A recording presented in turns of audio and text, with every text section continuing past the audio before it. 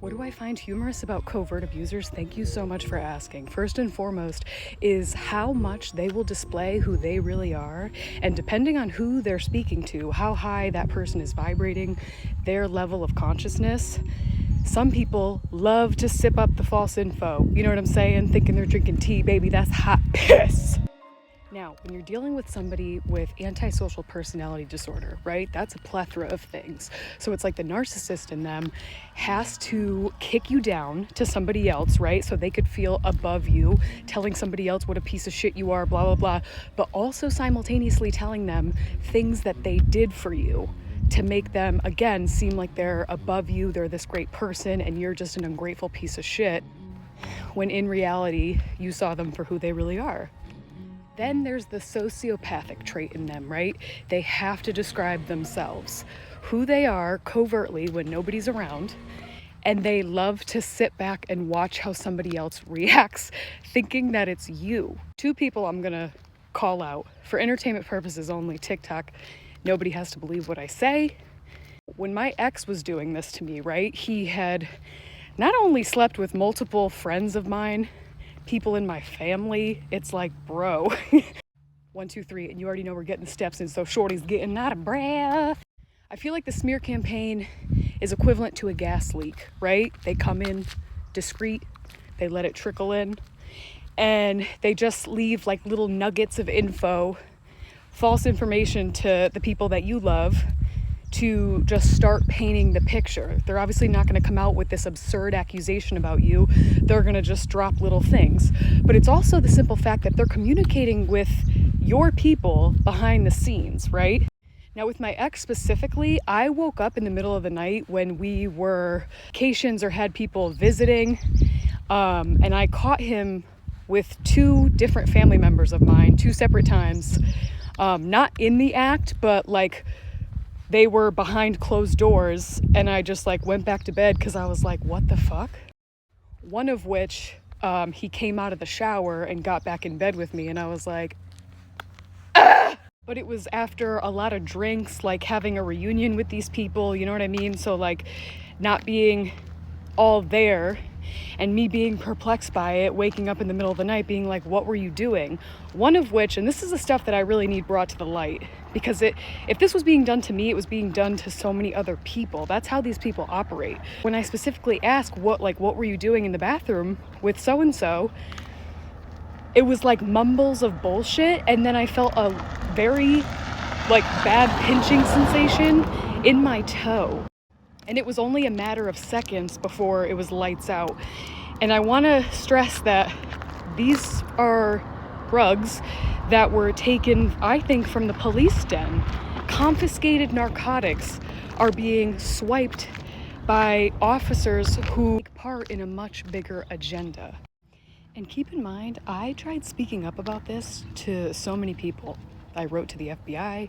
I tried contacting investigators, which was like a trick. A friend of mine had bought me a throwaway phone once my phone was hacked, and I had gotten a text from a detective saying, oh, contact me now on this number, and then looking back I realized it was just a total trick to literally contact directly to the enemy.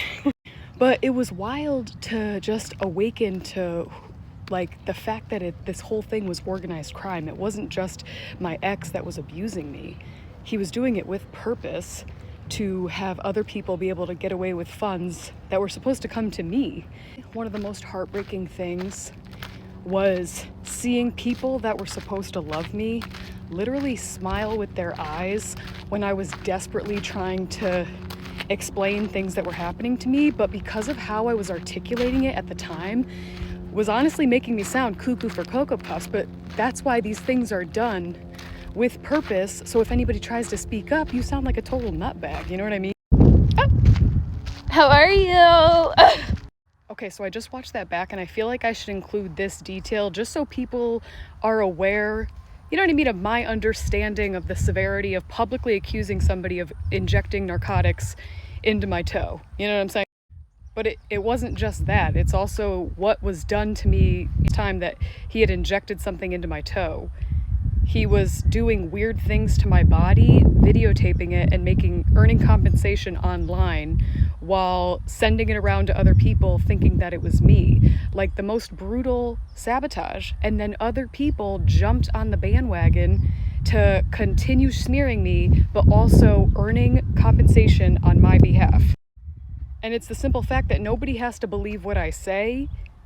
I know that God will show this to somebody who's righteous.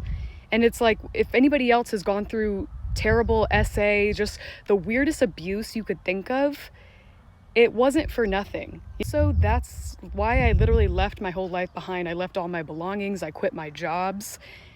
Trying to speak up about these things that were completely soul damaging, the way that your body remembers trauma, even though people think that they can shrug you and do all these things, like certain things will trigger your memory. And then when you try to speak up about it and people literally put you in the loony bin, so many things that were done to where these people pushed me to be like, peace. But then I'm the bad person for standing up for myself and taking control of my life. Now that we got that out of the way, I knew that my ex had needles because he showed them to me. He told me that he bought steroids but never used them. And I was like, and it's like, look, you don't got to play in my face, okay? Your arms are bigger than my thighs. And to give everybody a little more context, Shorty's thighs rubbed together when she wop.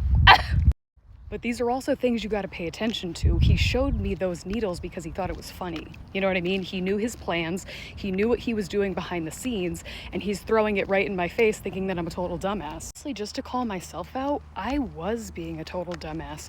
You guys, like, I very much, like, right before I met him, I wanted to write a book about my childhood and just my life. And the day that I met him, my laptop died. And I've said this before, it was just the universe's way of being like, bitch, this isn't even the story you're gonna write about. And I was at the time just living life on my terms. I was abusing weed and schmatterall, and I loved it. And I was working as a server, a bartender, and then eventually security to move into law enforcement eventually, just as like a stepping stone. And I was planning on just cutting that, you know what I mean? Just that immature, I was gonna say reckless, but just careless behavior. And while I was bartending, like I would obviously, you know, take a schmatterall, sometimes smoke before I went in, but I would also like drink on the job because it was a dive bar, and I would take shots with my peeps, and it was just, I needed to cut the shit, you know? And I was always very open and honest about what I was doing. And when people are preying on you, unbeknownst to you, they're gonna take everything that you say and they're just gonna like rewire it and then put it back out there with their own weird twist, right? So my ex, because of who he is and what he was doing, you know what I mean? What substances he was doing, he was reiterating to other people that I was him. And it's like, no, bitch, you got your own problems, you can keep them, okay? And something else that I want to stress is that he often bragged about having friends everywhere in law enforcement. But what I picked up is that he would blackmail people to do favors for him. He would constantly tell me stories, you know, about other people and like shady shit that they were doing or that he knew about. And it was very apparent that he would throw that when he needed a favor, he would remind people of the stuff that he knew about them. And I feel like that's why too a lot of the stuff with him is swept under the rug. It's exposed that this person is a stalker, right? You could Jonathan James Lackey, Portland, Maine, police officer, he was fired. And I think it's funny too, just I haven't taken a schmatterall since 2021. I haven't had any THC since last year. I don't drink, and I don't judge anybody that does anything. You know what I mean? Like, your life is your life, but people will go out of their way to say that you're a shrug abuser because of what they're trying to get away with. And it's like, bitch, love me or hate me, I glow brighter than the sun because of what's on the inside. And I just think it's funny, it's always the people who are equivalent to having a cartoon fucking rain cloud above them everywhere they go. And it's because you trigger them because they're witnessing in real time that other people don't look at them the way that they look at you. So what do? They have to move their fucking rain cloud right over you. And it's like, on the contrary, I'm now going to bury you in the truth and you can fuck off. Thank you for listening to my testimony.